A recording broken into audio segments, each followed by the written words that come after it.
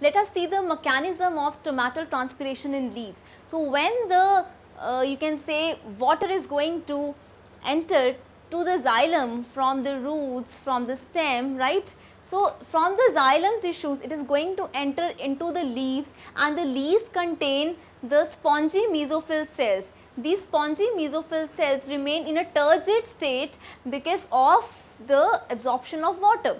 Now, there are many large intercellular spaces between these cells. Now, what is going to happen? The air that is there in these spaces, it is going to get saturated by continuous evaporation of water from the cell wall of these mesophyll cells. So, when the air is getting saturated over here, this is going to lead to the transpiration pull that is being exerted, due to which again the process of the absorption of water by the xylem vessels is going to continue.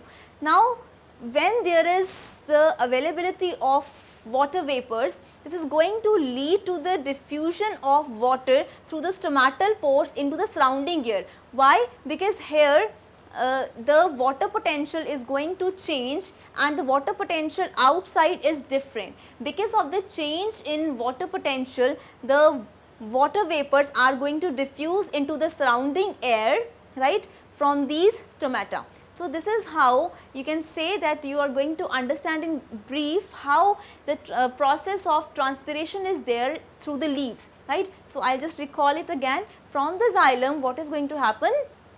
There are in the leaves we have spongy mesophyll cells. These spongy mesophyll cells remain turgid because of the absorption of water, and these cell walls they are also going to get rid of that water vapors by evaporation, and the air that is there in these spaces, it is going to get saturated.